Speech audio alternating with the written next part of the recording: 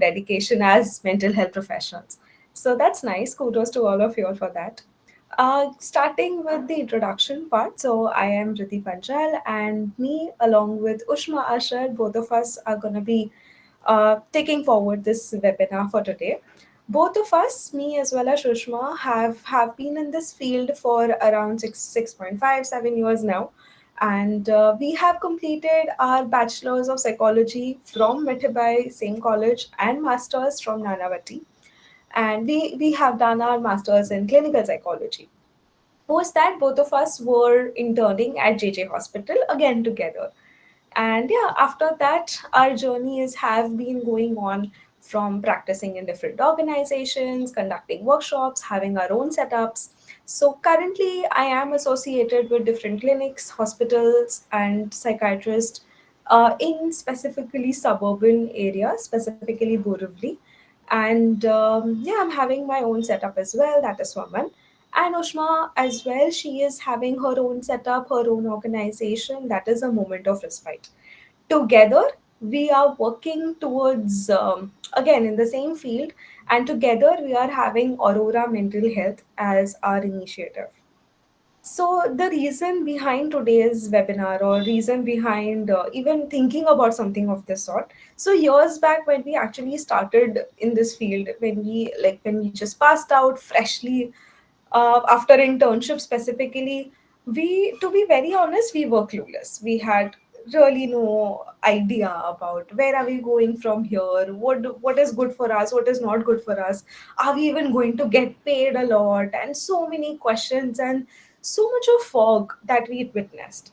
So eventually, just on one of the days when both of us were talking and we were actually reflecting on the journey of these years, we did think about this factor, that what if, only if we also had something or someone to guide us to a certain, in a particular direction. There was a lot of research that, of course, we did at our end, but yeah, it would just have been a little bit better, helpful, and also relieving, because so many questions were unanswered for a long period of time, for months and years together.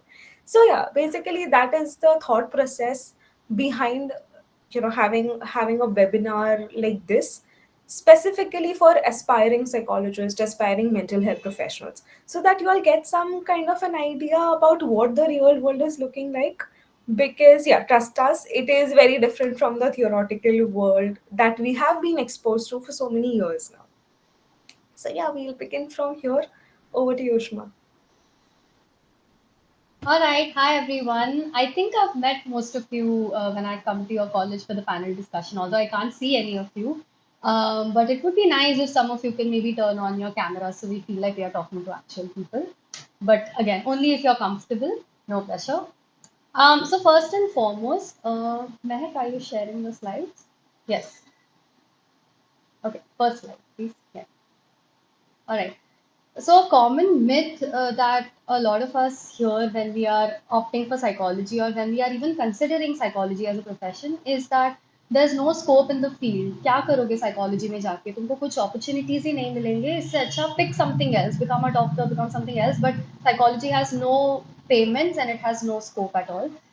I firmly believe that that is wrong because when Riddhi and I started, the field was still relatively new. Like we're saying that there were pioneers before us, but when we started, it was still a big taboo to go into psychology, and people would often consider that you've only gone into psychology because you don't have enough marks.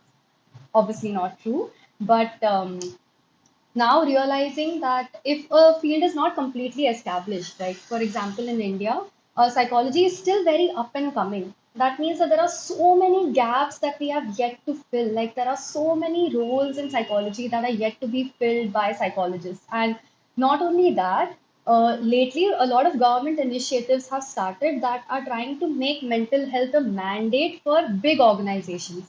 Okay, again, the implementation is a bit on the back seat because again we don't have a proper mental health body right now that governs everything, but having said that, that also makes it easier for you to navigate the field because there's not a lot of requirements for you to go forward and um, have a certain sort of certification, none of that. Only with your masters you can actually navigate the field very easily.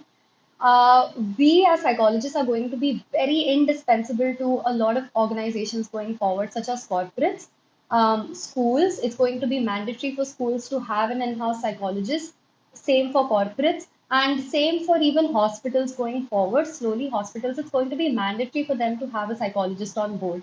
Back when Vidya and I were interning at JJ, we didn't really have a psychology department. We had a psychiatry department. So our team leader was part of the hospital, but very unofficially. And same for us. We were sort of under the psychiatry department. We did have a department of our own. But again, that works out in our favor because that means that there are spaces for us to fill. Um, we were when we were doing our research, we found out that there are so many government initiatives that we don't know about, such as this app known as Telemanas, which is a 24/7 helpline where psychologists are required to listen to people who may be in a vulnerable position. Right now, these positions may not pay so much, but they would be very good for you to experience the world out there without the burden of, oh my God, what if I mess up? What if I don't know what to do? Because these are places that will actually train you to be on field and train you to navigate through personal crisis. So yes, so I really think that in order to fill those gaps, it's very important for you to figure out what kind of a life you envision for yourself. Like when I started, I really knew that I wanted to work with children and I wanted to work with animals. And so I got my certification in animal assisted therapy. So continued education is also a very important way of moving forward. Figure out what kind of a life you see for yourself and then look for similar certification courses. So animal assisted was what worked for me. And then I was working with children for a long time until I realized that that just wasn't meant for me. The beauty of our field is that there's a scope for trial and error. You can try with a certain population and then see if that works for you or if it doesn't work for you. That means starting with NGOs, that means starting as volunteers, that means starting at clinics under supervision as observers, and then slowly making your way forward. All right, over to you, Riddhi. All right, thank you. Next slide, please, Matt. All right, thanks. So, yes, this is a question which, of course, most of us will be having for sure at this point of time, that where do I even start from? What is it that I even tap into? What are, like Ushma rightly mentioned, that there are so many gaps to actually fill in. There are so many options available. But where should we really start from? From our experience with the years that we've spent in the field, according to us, we really believe in the power of networking. It is extremely important for all of you all to start with networking.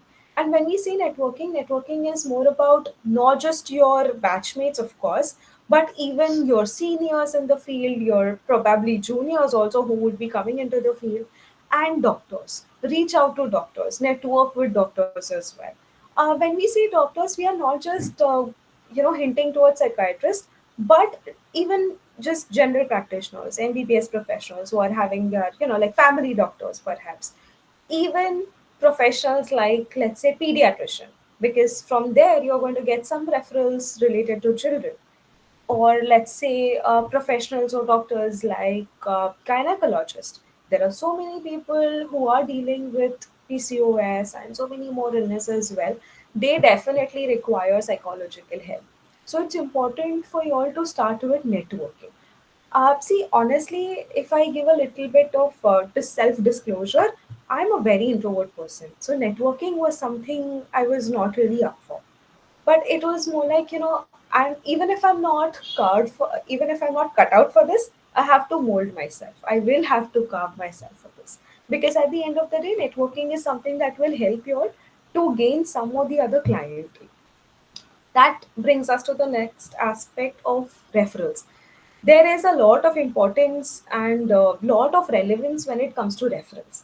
And referrals, when we say, not just from the networking, I mean, not just the doctors and seniors that we just spoke about, but even your own peers. Start referring different clientele. Like, of course, like how we've already studied in our educational aspects, that we cannot be psychologists for our friends, for our family members. So start referring them to your own batchmates. Start taking referrals in that population as well.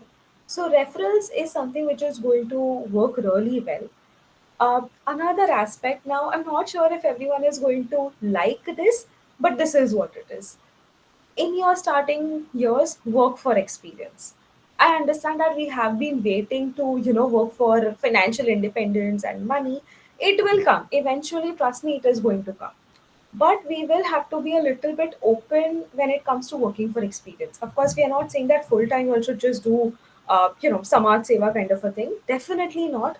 But be open to put in some hours of your day or some hours of your week at least when it comes to just gaining experience. Like start with NGO, start conducting workshops. I think me and Ushma have been conducting workshops since we were in master's second year, for that matter, for different schools, different colleges, even girls' hostels, different NGOs, quite a lot of population. And from there, we definitely have a lot of confidence for sure. That's one aspect. But we also have reference. So you see, everything is interconnected. You're working for experience. While you're working for experience, you're building your networking. And through networking, you're also getting referrals. So, somewhere or the other, have a little bit of a broader vision, think a little bit more ahead rather than just what you want right now, and start working for experience. And like Ushma also mentioned about the helplines. So, yeah, there are some helplines which are related to Government of India itself, but there are so many other helplines also that are available. Like something like M Connect is some one of the helplines that people are working for. There are quite a lot of helplines that you all can start working. I don't think that would be just like free of cost work. Maybe they would be paying for sure, but it would be a little bit less than what we would actually expect. So yeah, that's something which you all can start with. Another aspect, and this is something which genuinely and personally I'm truly grateful for, is supervision. Start seeking supervision. What we have studied in our masters and bachelors, all these, of course, theoretical aspects are so very important. But at the same time, when you actually meet clientele in private setup and clinic setup, it's very different. Even if we have done internships at government hospitals, the difference of clientele, it's huge, the gap is huge. So for that, if it is possible, if it is something which you all are comfortable with, start seeking supervision from your seniors. That is going to be really helpful. Of course, when we say supervision, not all your clientele are going to be very happy with someone else observing your session. So that's not necessary. That is like an active supervision. Even if that's not possible, you all can always go for other aspects or other areas of supervision as well. Like, for example, you all can start discussing your case with your supervisor. You all can discuss in a manner that, okay, this is what I've done. What other technique could have been helpful? What else could I have said perhaps? What are the next goals that I should have as a therapist of this client of mine? So, supervision is something that you all need to start from for sure. And social media. Again, self disclosure, I am not very comfortable with making reels or making any content on social media, but that is just the way it is. It is the present and also the future for that matter. So start making some kind of presence on social media as well. Of course, when we say social media, we are not looking at having xyz number of followers. Honestly, even I don't have a lot of followers, to be very honest. But to a certain extent, make your presence, let people see you. And just the other day, just sharing a little bit of an experience, just the other day, I there was a new clientele at my clinic, and he got my reference through a doctor. All right, so a doctor referred him to me, so it was through a particular referral again. But before coming for the session, before even seeking appointment for that matter, I saw his follow request on my, I mean, I saw his follow request on my personal account. I saw him following on my Swaman account, and he was going through all the reels. This is what I observed before the session itself, which gives me an idea that, okay, you know what, this person has researched everything about me before even the first case history session. And towards the end of the case history session, he did mention that, oh, you know what, I've seen your reels, and I did a lot of my research, because ऐसे कैसे मैं किसी के भी सामने open up करूँ. So yeah, you are going to meet such people in your private practice. So social media presence is going to be important. Space. Now, again, initially, in initial years, all of us also struggled with this aspect, that not everyone was very comfortable with online sessions, online therapy. So, and of course, in at such a young age, at such a starting point, we cannot really afford to have our own clinics as well. So in that case, start looking for spaces in collaboration, which means you can start approaching psychologists or psychiatrists who are having their own clinics, and you can start paying them either rent or a percentage base. Let's say if you are charging X amount from your client, 30% or 40% will go to the psychiatrist for the space that you are using. So that's an approach that you all can consider, because in this case you all are able to give that freedom to your client that okay, you are not comfortable online, no problem, I have a space, you can visit me here.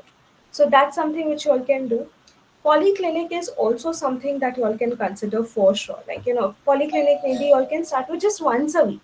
So all the clientele who wants to see you in person, they can come on one single day. And centers as well, like not just clinics, but there are different centers also who can give you guys some, let's say, on hourly basis, on some rental basis. So that's something which you'll need to start looking up for. But yeah, for sure, like, of course, during the COVID era, everyone was just into online therapy sessions. But as and when uh, you know things are progressing, people are preferring in clinic setup or in person setup. Also, majority of the reason sometimes also being about the privacy. Most of the people coming to us don't, their family don't know that they're coming to us. So that becomes a major concern for them to take online sessions at times. So you all can start looking for spaces as well, start collaborating with doctors as well. So yeah, these are a couple of areas where you all can start from. What do you usually? Hey, thank you so much. That was very beautifully explained. What you guys can start doing is like take printouts of your business cards and then go and start giving it to people like other doctors. And your social media presence is very important because they don't actually get to see your work live, right? They don't get to attend your sessions. So when they go on your social media, they get to see what kind of values you are bringing to the table or what kind of therapeutic techniques that you are bringing to the table. And that helps them build that confidence in you as a professional because building a website can be very difficult. And Instagram is completely free of cost, Facebook is completely free of cost. So utilize those resources to be seen by people. It's very important to be visible in the field. Like, the greatest example actually that I can give you is Mehak. I met her when I was the head counselor at an NGO, and she came in as a volunteer. And because I knew her and I'd seen her work, I could approach her for an internship with Riddhi and myself, right? So you need to have that contact or you need to have that visibility with other people. It's just the reality. If you are visible, then people are going to approach you. If you are not, nobody's going to know about your work, no matter how good you are as a psychologist. Um, yeah, so I also want to discuss the scope of this field a little bit more in depth. First thing first, I think the misconception is that you need to have an industrial psychology degree in order to work at a corporate. That's not true at all. In fact, we have friends who passed out with either clinical psychology or counseling psychology who are now working with big corporates like Accenture, TCS, etc. So it's a very um, good way to start working if you want a stable paycheck and if you want to gain that experience in a corporate field. Again, think about where you see yourself in your life. Like when Vidhi and I were doing our internship at JJ, both of us realized the hospital setup is not meant for us at all. But like some of our other friends realized, your hospital setup is meant for us, and that's a good way for you to figure out. I didn't see myself going to a hospital every day, basically. I saw myself working relaxed from home or either from a clinic or from a cafe. That's how I saw my life, and that's how I've aligned my career goals so that it can fit my life. Another thing is counseling psychologists. It is sort of a limiting field. I am assuming most of you are from clinical psychology. Is that right, Mehak? Like it's a Okay, all mix of right. Okay. counseling. Okay. So even though counseling psychology in terms of assessment is a bit of a limiting field, there are endless possibilities. You can start working with schools, you can start working with coaching classes, you can also start your own counseling centers, and you can start working with people online. And another thing that's overlooked is teaching. Teaching in the field of psychology is a major requirement. We have a shortage of teachers in the field. So if any of you see yourselves as teachers in the future, do your research, give your exams, and then start applying to places. Trust me, teaching pays so much. It pays a lot more than what private practice would pay, and it's a great way to start your career also. Um, Now, in our experience, psychology doesn't pay so much initially because building that clientele takes some time. So I would say that for myself and even for Riddhi for that matter, I think we had a proper base at like the second year of our career. Maybe in the first year was very shaky, right? So we were trying different things and we were just figuring out how to have that clientele base. But that happened in our second year. Up until that point, it was very important for both of us to have side hustles. So I'm sure that a lot of you do not come from privileged enough backgrounds to be able to just work for experience. Riddhi and I had the same experience when we started. We wanted to have that financial independence, and so it was very important for us to have a side hustle, whatever that may look like for you. But um, make sure that you are working for experience, even if it is some unpaid work in the field of psychology, so that you get that experience. And if you want to like work on your financial aspect, then you can definitely start with a side hustle. There are a lot of lesser known fields that even we are just finding about right now, because recently we had a meeting in our college with all the alumni from past batches, and we figured that there are so many fields of psychology that are untapped. Like there's maritime psychology, and there's onco psychology, and there's also like animal assisted psychology, like I was telling you guys about. And one other lesser known field, even though it has more to do with remedial education, is shadow teaching. So up until there's stronger regulations in India, you should utilize it to your fullest. And because I started my career as a shadow teacher, and I think that it has been extremely rewarding, and it was a great way for me to realize that maybe working with kids full time is not meant for me. So even shadow teaching is something you can consider. And we also figured that there are so many coaching classes who are now taking mental health very seriously, because of course, unfortunately, a lot of students are undergoing tremendous pressure, and then they end up taking a hurtful step. And instead, now coaching classes are looking forward to having psychologists in their classes as either workshop facilitators or as part-time psychologists. So that's something. If you see yourself working with an elderly population, geriatric psychology has so many gaps to fill now. So what you can start doing is start approaching old age homes and just tell them that I'm a psychologist and I would love to show you how I can benefit your organization. Show them your work, and then slowly you can start negotiating for a salary or a pay. So these are some good ways to start. But again, one important thing is to approach people. Approach people and tell them कि भाई यहाँ पे gap है and I am willing to fill that gap. So just see my work, and then we can figure out what the next step has to be. Okay, over to you, Riddhi.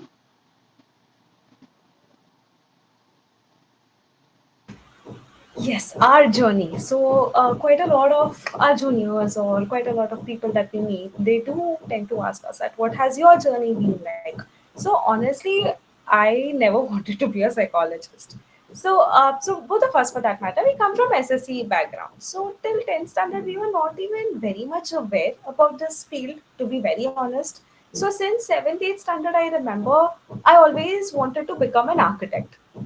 So, and I think Tabihi, there was some rule that it is not necessary for you to take science if you want to do architecture. You can take either of the three fields, and I'm so grateful for that decision of the government and of the organizations, because of which I wanted to go for architecture, but still I ended up taking arts. I did not go for science. I did not go for commerce because I was not very fond of the subjects. I took arts, and that is when I was introduced to the subject of psychology. Yes, there were school counselors at our time, but again, the scope of their work was very limited at that point of time. And unfortunately, we were not very aware about their field and things like that as well. So, yeah, so in FIJC, I got introduced to this subject, and that's when the liking developed, interest developed, and that's when I decided, I think just before my 12th standard started, that no, you know what, maybe architecture is not something that I want to go ahead with, but I would want to pursue psychology. In fact, for architecture, right after my 10th and my 11th itself, I had even started coaching classes for NATA. So it was, of course, as you all can all guess, it was a bit of a difficult, or yeah, it was a bit of a challenging ride to convince people at home, to convince family, to convince professors at the NATA Institute and things like that. But it eventually happened. So yeah, that's how we got introduced. That's how I got introduced to psychology as a field. And that's when I started taking things a little bit more seriously when it comes to the field, started researching a little bit more. And yeah, so after that we got admission in Mithai College, and with marks and everything for that matter, in TY as well, we got seat in Mithai itself. And then we decided, then again, after TYBA, the major confusion, what specialization? Should it be clinical? Should it be counseling? What should we really go ahead for? But so the reason why I chose clinical, I was really confused between clinical and counseling. The reason why I chose clinical at that point in time was because um, it had a greater reach. And at that point, when they told us that, oh, you know what, internship is going to be in hospitals. So that is what was very exciting. So again, that was something which I had in mind at that point. But yeah, this is how our journey looked like, and things started shaping towards different opportunities coming up and things like that. And yeah, like Ushma just rightly mentioned about the side hustle. So since my FIBA, if I'm not wrong, I started taking French tuitions because college was not extremely hectic, and I was also interested in French as a subject, but I didn't want to make a full fledged career in that area, but I was extremely interested in the language. So when she spoke about the side hustle, this is exactly what came to my mind. So the reason why, even though initial years of psychology or initial first year at least after masters was a bit difficult, was a bit challenging financially, it didn't prick us as much. It didn't pinch as much because till that time as well, I used to take French tuitions. I used to have students as well, as I did part-time work at particular clinic, and I had built my own client. I was trying to build my own clientele as well. So yeah, I think that's a question which is even there in the list of questions that we have. But there was a question related to building. When should we start private practice? So what we would think or what we would suggest, don't wait. Don't wait for a very long period of time, and at the same time, don't do it as a full time thing as well. Mm. You are going to require some amount of supervision, some amount of confidence, some amount of more exposure and experience than what you have already. So, but at the same time, you can start doing it simultaneously.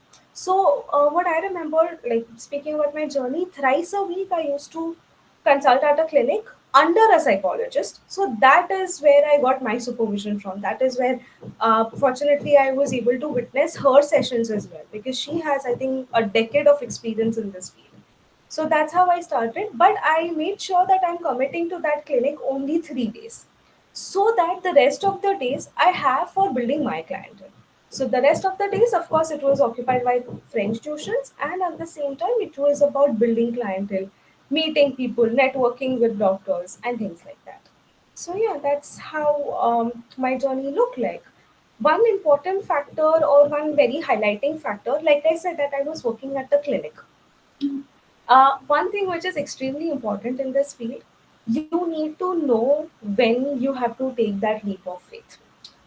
If I was, honestly, if I was still associated with some or the other person, or if I didn't feel like taking that leap of faith, I'm not sure where I would have been. Would I have been satisfied, successful, financially independent? I'm not really sure of. So it's important. Everything, balance is something which is extremely essential in this field. You need to know when to leave the place at the right time. You need to know when to take that leap of faith. You need to take risk on your own self. Of course, that seems very overwhelming, but towards the end of the day, it is absolutely worth it.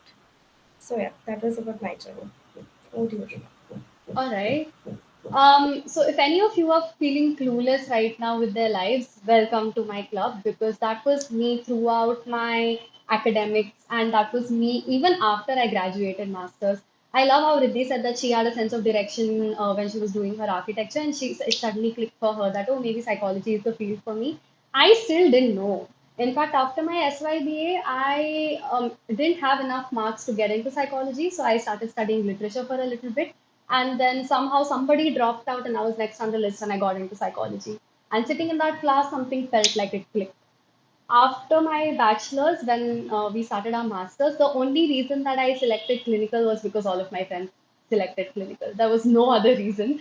I really didn't have a sense of direction in my life, but when I look back, I think that that has worked out in my favor so well. I'm very happy that I didn't have a fixed set of like conventional things that I wanted to do because it gave me an opportunity to do everything. And now when I look back, I feel like shit, I've had such a fulfilling and like colorful career that I've been able to work with children, I've been able to work with elders, I've been able to work with adults, I've been able to work with Riddhi for that matter. You know, we've been able to work on our journey together because I didn't have a set path for myself. So I would say right now, if you're feeling clueless, think of it as the biggest blessing that you can have because that gives you the opportunity to try a million things before you find that one thing that is working for you. Like for Riddhi and I, we are currently working on two extremely exciting projects that will be coming up in maybe like the next month or two. So I hope that all of us can stay in touch because we are going to be requiring a lot of people to work with us on those projects. So yeah, feel free to stay in touch with us for that. And we cannot overstate the importance of having that peer support or that backup from your seniors. Uh, Keep in touch with the people from your batches. Keep in touch with us for that matter. If we ever have a referral, like because you know we've been in the field for like 6 years now, so we charge a certain fee and we cannot afford to charge anything under that. But if there's a client who's not able to afford us, we don't want them to go without mental health care. And in that case, we would definitely refer them to one of you who the client is able to afford at that point. Okay, so yes, please stay in touch. All right, next slide, please. Yes.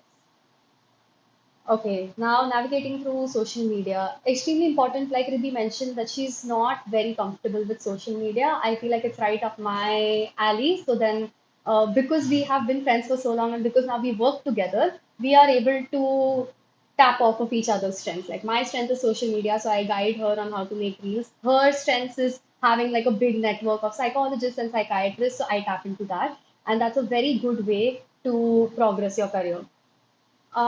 We've realized that follow having a big number of followers is not important at all. Like I think I don't even have more than like 400 followers, and same for Riddhi. I think we have between 300 and 400 followers. But all of these followers are loyal people who actually consume our content. Like this very funny thing happened the other day. I posted a reel about how people use Chat GPT as therapists and how that's just not the right way to go about it. And somebody watched that reel and they started therapy with me because that's exactly what they were doing. They had been using Chat GPT for a while and they said, you know, I watched your reel and I realized I need to speak to a real person and I cannot have a machine solve my problems. So when you are putting out content that is true to you, something that you really believe in, the right clients will find you. But in order to do that, you need to have a voice, you need to be active on social media, you need to have your presence being known. So another way that we use our social media is like the videos and contents that we are making. We share that with our clients after therapy sessions. So let's say now Riddhi made a video about acceptance recently. So if she has a client who she also spoke to acceptance about in their session, after the session, as a reference point or as homework, she could actually send that video. Like watch that video and internalize what we discussed in the session. So that's a good way to use your content. And I think that it's a very good way for other professionals to see your work and it's easier for them to then collaborate with you because they can see if the kind of work that you are doing actually aligns with the kind of work that they want to do. Like Riddhi and I both wanted to always have a huge reach of people, and the easiest way to do it is through workshops and webinars, and that's why we work so well together. So find your people, find the kind of people that you love working with, and don't do any kind of work that you are not happy with. It's all trial and error. Even on social media, you will find your niche, you will find the kind of content that you actually love in producing, and then accordingly, you can start posting on social media. So, yes, over to you, Ritu. Okay, all right, thank you. Yes, next slide, please. Navigating through modalities of therapy. So, of course, in our masters, even bachelors to a certain extent, we have been bombarded with different techniques, different therapeutic approach, CBT, REBT, just all TA, everything that we come across. Of course, it was extremely essential and it is something that we use for sure. But sometimes we tend to get very focused on what am I using, which technique am I using, what modality am I using. So that is something which we need to be a little bit mindful about. Because see, towards the end of the day, the major reminder that you need to have is you are therapy for the person sitting in front of you. That is a very, very important reminder. What you do comes next, it is secondary. You are primary focus at that point. You are the one who is making the difference in that person's life. So it's important to be mindful about that. In internship, we do remember that somewhere or the other, there were quite a lot of discussions after every case that oh मैंने इसके साथ CBT use किया, मैंने ये art therapy use किया, this worked so well XYZ. And at the same time there was a lot of confusion as well that oh I am so stuck, ये CBT का technique हो ही नहीं रहा है, she is just not able to understand, or she is not just doing her homework related to CBT or thought record and things like that. So that was internship. When it comes to private practice, you will have to navigate which modalities, which technique at that moment. You are not going to get that time. You are not going to get enough time to realize what is happening, what technique are you going to use, and things like that. Let's say if a person, and you also have to gauge depending on the personality factors of the person sitting in front of you. Let's say if there is someone who's extremely rational, extremely practical person sitting in front of me, let's say doctor, usually, of course I don't want to generalize, but usually they do come from a very logistical aspect, a very practical aspect. If I start speaking about any kind of psychodynamic approach with that person, it might not really fit well for obvious reasons because they are trained to be very clinical in nature. But let's say CBT is something which will be like this. It will just click perhaps. So, but at the same time, let's say if I'm sitting with someone who is not so very practical, who is open to other aspects as well, who is very flexible in nature, maybe something like affirmations will work really well. Mm. I have seen, for a matter of fact, at least in my experience, affirmations don't go very well with doctors Yeah. because they will always question quite a lot of factors. ऐसे थोड़ी होता है, ऐसे ही थोड़ी बोलने से कुछ होता है. So you will have to judge based on the person who's sitting in front of you. And of course, I cannot emphasize the importance of eclectic approach. Eclectic approach is something that, according to us, it's something which has been extremely helpful for both of us and for quite a lot of people that we know in the field. So instead of just sticking to one therapy, one therapeutic approach, start having eclectic approach in that. That is something which would be a bit more better. Of course, apart from, yeah, another major aspect is, see, for us, because we have been trained and we have been bombarded with so much of information and theory about different types of therapy approach and different types of things as well, like grounding, XYZ. We just tend to assume that, oh, this is not a major thing, ye to pata hi hoga. Something as simple as our thoughts is going to impact our emotions, and thoughts and emotions together are going to impact your behavior. For us, this is like general knowledge. Like, हाँ ऐसे ही होता है. It is so obvious. But that's not going to be the same for everyone sitting in front of you. Like just the other day, Ushma was sharing her experience about her using CBT approach. So there was this client of hers who was I think who he was a co-founder, and he had some rift with his other co-founders of the company, and he was extremely angry.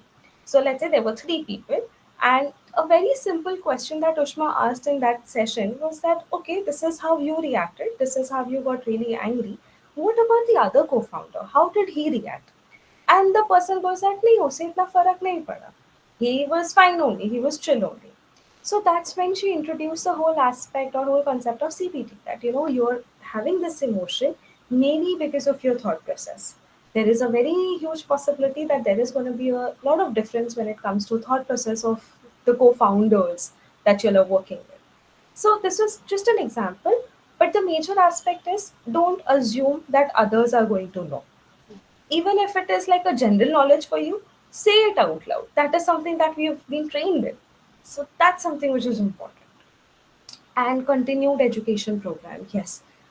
Just because we guys are done with our masters, we are done with our education, doesn't mean it stops there. We need to keep on learning because this is also a field. So just I think last year I took 1 month of break because of my wedding, and even after just 1 month, maybe not just 1 month, but even after that 1 month, I did feel a little bit shaky before starting the session. That gap does impact. So as soon as I was about to start with my sessions 1 week prior, I again started with my reading. I again started with some just refreshing myself. Not that you're going to forget, but somewhere or the other, continued education programs is going to be very helpful. This can be in any way possible. It can be about attending conferences, attending workshops, attending different therapeutic techniques. Just I think last to last month, Empower had organized a very nice workshop for DBT, where they had invited speaker from US, Dr. Magwar, I guess. So that was a very, very beautiful experience. See, not that I am a DBT practitioner, that I will practice only DBT, but I want to have those skills if at all I need someone with that personality style with whom DBT will click. And of course, in our masters, we have been taught about different therapeutic approaches, but it's somewhere just very surface level. We need to dwell a little bit more deeper from our own end as well. So start attending more conferences, start attending more workshops as well if possible. And if nothing, even start attending Udemy courses. Even that is something which can be extremely helpful. Both of us, we had attended certain Udemy courses related to art therapy, Yes. related to EMDR, and so many techniques. See, the gist of it we already know, the theory we already know, but somewhere it gives us a good perspective about the different techniques. So that is something which is extremely essential. Yes, over to Yeah. you, Shreya. Yeah, absolutely correct. And like Riddhi was saying that you are therapy for a lot of your clients, you will be the first person that is non-judgmental and safe for them in their entire lifetime. Sometimes, and it's so sad, but you will be the first healthy relationship that they will experience. So modeling what that looks like is important to them. A lot of times we get clients who may be in a toxic relationship, but when they see how we react to situations and they realize, ki, wait, but my partner reacted so aggressively to the situation that my therapist is reacting so kindly to, something clicks and then they are able to make that change in their life. So remember that also, and if there's something that's very triggering for you in a therapy session, make sure that you are dealing with it in your own therapy. It's very important to work on your own triggers. It's very important to learn from that and then take on clients. And also, there's no shame in referring out. If there's a client who you think is bringing out something for you, you can refer them to somebody else. Okay. All right, so we'll start with the questions that you guys have shared on Google Forms. And if there are any more questions, you can feel free to type them on the chat. If there's sufficient time, we'd be happy to answer. All right, so the first question is, what's the difference between counselor, therapist, and psychologist? As of now, there's no regulated difference in India. A counselor, therapist, and a psychologist. Usually, a psychologist is what we refer to as a clinical psychologist, someone who can do assessments. But even without an MPhil, you cannot validate those assessments. But that's completely okay because you can always affiliate with other psychiatrists and they can validate your test results. A counselor and therapist, mostly they engage in talk therapy and they have case formulation, like they formulate a case and they have a treatment plan and that is what they follow. Counselors and therapists also engage in assessments, but not as intensely as us we can do, like people who have studied the clinical psychology. Like Riddhi and I, or a lot of you from clinical psychology, will be allowed to do MCMI or other tests, but a counselor or a therapist will only be able to conduct tests like HTP or a CAP, nothing too intense. Okay, go ahead, Riddhi. Sure. So next is, do I need to be a clinical psychologist to practice therapy? No, that is not a necessity. Like Ushma just mentioned, that even people who have done specialization in counseling psychology or even industrial psychology or social psychology for that matter, in India as of now, because there are no such intense regulations, we can go ahead and practice therapy. That's totally fine. Yes. Okay, deciding on a specialization. So, I don't know if you guys are referring to like clinical versus counseling, since most of you have already completed your masters, but I'm just going to briefly go over that and then I'll talk about more niche topics. So, between clinical and counseling, I think you should think about where you see yourself in your career. Like, if you see yourself conducting assessments for people and working more in a clinical setup and working with other psychiatrists, you should consider clinical psychology. If you see yourself more working towards like a school setup or an NGO setup, and you don't like see yourself doing a lot of assessments, but you prefer to do talk therapy, Counseling psychology could be a better field for you. Now, there are so many niche subjects, so many niche types of therapies that we can practice. So I think in India, because again, the lack of regulations, if you are working with a certain population, you will be considered a specialist in that field. Like if you're working with cancer patients, you Yeah. will be considered a oncotherapist because there's no particular label or no particular degree for that. So I think working with a lot of populations, especially at the start of your career, is a good way to figure out where you see yourself eventually. Work with different organizations, work with lots of different populations, and then see which population you're the most comfortable with or which population you feel the most fulfilled with, and then select your specialization accordingly. Also, like Riddhi said, do continued education. Take a lot of courses, sign up for a lot of webinars, seminars, and figure out if there's a particular niche that's working for you better, then you can definitely like move forward in that field. Hmm. Okay, all right. Next is it necessary to pursue MPhil or PhD to have a stable career in mental health? No. Both of us, we have not, at least as of now, we haven't pursued MPhil or PhD. Again, it goes back to the factor that in India, still the laws are not very strict or not very defined. Mm, So, as of now, it is not necessary to have a stable, I mean, these degrees are not necessary to have a stable career. mm, Having said that, PhD is a very, very personal choice. Let's say if you are very interested in research, of course, go ahead, do that. Let's say if you are wanting to start a career or going ahead, you guys want to go ahead in academics, then yes, PhD is something which will be very helpful, because I think most of the HODs in our at least in Mumbai, who the colleges for masters who are having masters program, they have PhD to their name. So yeah, in that case, it will be necessary. But it doesn't mean that, oh, yeah, I don't have MPhil, I don't have PhD, I will not have a stable career in mental health. No, that is absolutely not the case. You can still have a stable career. There are a lot of gaps to fill in this particular field. mm, So be rest assured, it's okay. It's completely fine if you all don't want to go ahead with these degrees. totally. Yeah. Soft skills every therapist should develop. So, apart from the basic soft skills that you were taught in your master's, which is empathy and listening skills, I think it's extremely important to have the ability to keep a conversation going. A lot of times in your therapy setup, a client is going to want you to lead the conversation, and it's very important for you to be able to keep up with that. And for that, I think the biggest skill that a therapist should have is confidence in themselves, confidence in their skills, and confidence in the power of therapy. If you don't believe in the power of therapy, Hmm. it's not going to work. Apart from that, I think the ability to maintain friendships is a very important skill, or maintaining that professional relationship with others is a very important soft skill to have. That is the only way for you to get more referrals, be more visible, and get more clients. So, if you see yourself as a successful therapist, I would definitely urge you to have a network of professionals behind you, for sure. Okay, all right. Is it realistic to expect financial stability in this field in the first 3 to 5 years? Honestly, when we started with this field, we also had the same question, very honest. But yes, the answer is yes. It is very much realistic to expect financial stability after a certain years in this field.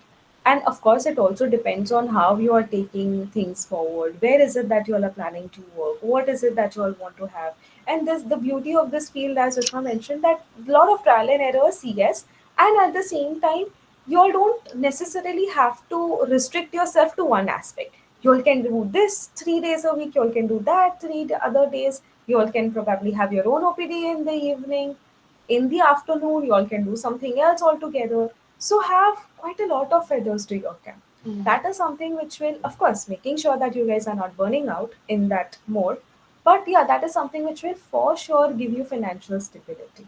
And therapy or psychology as a field is really booming in India at this point. mm, So yeah, you all can for sure expect financial yeah, stability. absolutely. Okay. Wow, that's a beautiful question. How do I know if I'm ready to hold space for someone else? I would say that when what they are saying, you are able to empathize with them without internalizing it or taking it too personally. So it's very important. I think it's a skill that you will develop once you start your practice, because in the initial years when we were working at the hospital, At least for me, I can say confidently that I used to take my work back home. I used to come home, I used to sit with my family and tell them कि पता है आज ये हुआ वो हुआ ये हुआ वो हुआ, and I realized it was really affecting my personal life.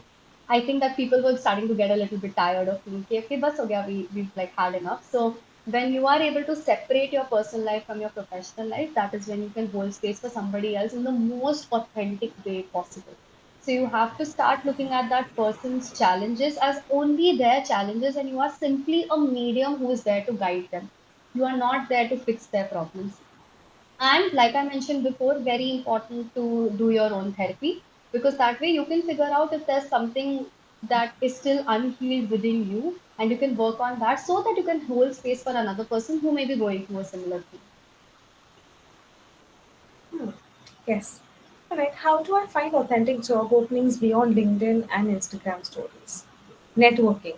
Networking is something which will be extremely helpful when it comes to having job openings. Like being part of different therapy groups or different mental health professional groups. Yeah, Even over there, for that matter, we do keep on, seeing some or the other messages that this is required, that is required.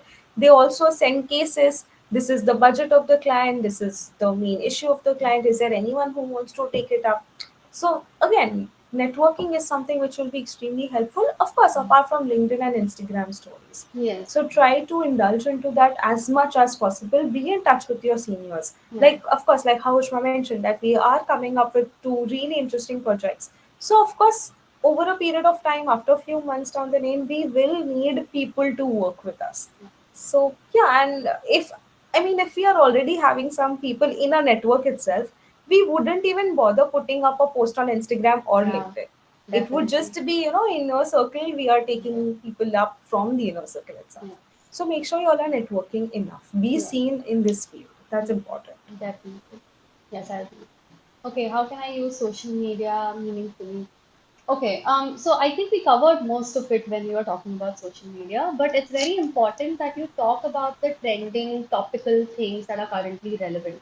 So, in fact, when the whole war situation was going on between India and Pakistan, the first thing Riddhi and I thought was that we wanted to conduct a free webinar for people who are struggling with that anxiety.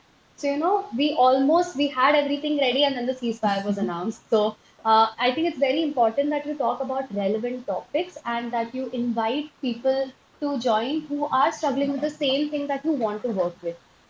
So, a good way to be authentic is to not have a very curated image of yourself on social media. I sit in front of a camera and I will yap for hours because that is what I do. Okay, so I'm not trying to be somebody that I'm not. This is just how I talk, even on social media. This is how I talk to you. This is how I talk to my friends. So, I think that knowing yourself is a very important thing because I'm confident in who I am as a person. I don't lose that authenticity even on social media. So, very important that you get to know yourself and you figure out what are the things that I passionately believe in and that I would want to bring about a change in this world and then start putting out content related to that. Yes. Should I start as a volunteer, intern, or look directly for paid roles? Like we mentioned in the starting aspect, it's important for you all to start as just working for experience in whatever capacity that you all can. Of course, having said that, I totally understand that sometimes our background might not allow us. So, Mm, in that case, stability or rather balance is something that we have to look for. Maybe you work for experience and at the same time you also work for money. You mm, also work for the monetary resources, probably part time, probably starting with your own clientele and things like that.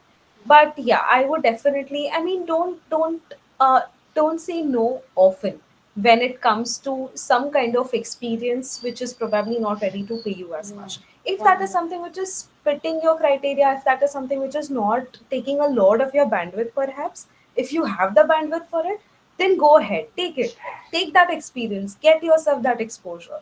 Network, again, that is something which is going to happen eventually. So if nothing, go with that mindset that ha theek hai, I'll do this one workshop, maybe I'll get some clientele from you. You never know. So yeah, be open to this aspect as well. Yeah, definitely. And now there are a lot of mental health directories that you will find, such as Mind Peers and Rocket Health. So because you all have finished your masters, it wouldn't be such a bad idea to apply with them. like interview with them and then start working so that you can also start your private practice. Now, of course, it may not pay as much, but it would be a good place for you to start. Okay. How can I work on my confidence as a beginner therapist? Lots and lots of practice. Lots and lots and lots of practice. I think no matter what we tell you, how much we tell you to believe in yourself, it's not going to happen until you have that one client who comes to you and says, कि, you know, आपने ये बोला था ना, ये मैंने try किया and it worked for me. Or you see that one client who's taking therapy so seriously and they are coming every week and they are noting down the things that you are saying. When that happens, you'll realize, oh shit, like the work that I'm doing is so powerful. So I think wait for that to happen. It will happen for you for sure as long as you know you are a genuine therapist and you are working on your skills. You will definitely have that experience. So lots and lots of practice. Maybe working for experience initially is a good way to also develop that confidence. You know, you are working with an organization and because you are just volunteering, it is okay if you are making some mistakes there. And then in your private practice, you can like it can help you be a more articulate, be a more confident therapist. Absolutely, and also just one small thing to add over here, like Ushma mentioned, that when the client comes and tells you that, oh, this is how you've impacted me, make sure to remember that. Make Yes. sure to remind yourself about those statements, about those compliments, especially when you're questioning yourself, or especially when you're doubting yourself to a certain extent. Yeah. Like, of course, like how we've been suggested to make notes. So just like them, even we make our own therapy notes. So this is what we did, either running notes during the therapy or after. What I personally do is, with every progress that I notice in that particular client in that session, I put a small smiley, like just beside that particular pointer, just beside that progress. So eventually, when such phases comes in, or Yeah. when such a day comes up, I do make it a point to look at those smileys. That, oh, so many smileys. That's a lot of progress that this person has made. So that's something which will really help with confidence.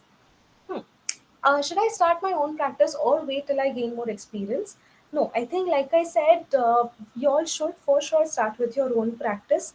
Strike a balance. Balance is something which is going to be the key for quite a lot of factors. So, start with your own practice, but at the same time, also work under supervision. Also, gain experience through different other exposures, through different other modalities. But it is not necessary. It's not necessary for you all to wait for like 2 3 years. होने के बाद only I'll start taking up clients. No, it's okay. It's completely fine. Be open. Be confident. You all will be able to do this. So you all can start. Of course, maybe it's not possible to have a proper space or anything of that sort. So in that case, you all can either do it online, or you all can reach out to other clinics and polyclinics to have a particular space. So yeah, you all can start with your practice. All right. What should I include in a strong CV resume? Make sure that you mention all of the experiences that you've had even in your masters. Like even though JJ was part of the curriculum for us, we made sure that we mentioned that. So what if it was a part of our curriculum? We learned a lot there. And mention any other free workshops that you have done, any work that you've done. All of this experience accounts for your skills. It is a testament to what you bring to the table. So for example, a couple of years ago, I had done an interview for Radio City, and I make sure that I mention it in my CV, no matter who I'm sending it to, because that again, that is a very important thing that I did. So anything, even if you're conducting like a free webinar now that you guys have done your masters, make sure that you mention that in your CV. Okay, because that's going to tell the employer that you are very proactive. That's going to show them that you are a dedicated professional who actually cares about the field and not, it's not just doing this for the money. So yeah. Okay, coming on to the last question, what kind of red flags should I watch out for in a job offer in the mental health space? Very Uh, interesting question. First major thing that comes to my mind is understand the value system. If the value system of your employer or that organization is not matching with yours, it's okay to say no. There are going to be more opportunities that would come in. Another aspect that comes up is healthy boundaries. Your employer needs to maintain healthy boundaries with you. There has to be work boundaries. There also has to be how much the person is interfering in your personal life as well. It's one thing to give you supervision and guidance in your professional Mm, clients, but it's totally other aspect to give you guidance in personal aspects which you did not even ask for. yes. So that is something which I would definitely Mm. consider a red flag. That Yeah. no one is supposed to cross that particular boundary. Doesn't matter if the person is senior or so experienced or XYZ. Yeah. So yeah, that's something which comes to my mind. Pushma, do you Mhm. want to add on this? Yes, definitely. So, in my experience, any organization that is asking for your original certificates, Huh. immediately say no, because I know personally when I started and I was working with this one organization, they took all of our original certificates and they held those against us until we did exactly what they said. So make sure you do not give any organization your original certificates. A lot of my colleagues at that organization had to leave without their original mark sheets or their degrees. So please make sure you don't sign up for any organization. I understand that times are a bit desperate, they are a bit challenging, but wait it out. You will find the right organizations to work with, but don't do anything that's going to hamper your career eventually. And please stay on the group that we've created. You can feel free to ask us any questions, especially about a particular Absolutely. organization. We would be more than happy to give you guidance about what we've heard about the organization, if it's a good place to work at, if there's something that we've heard that's maybe a bit concerning, so we can warn you about those things. Okay. Any other questions that you guys may have, please feel free to send us on the group since we are already 5 minutes over time. Okay, and thank you so much for attending today. We had a great time speaking to all of you. Thanks a lot. Yes, absolutely. Thank you. Let's hope and stay in touch. Yes, let's stay Take in care. touch for All the sure. best. Bye. Bye. Most welcome, Rachel. Bye.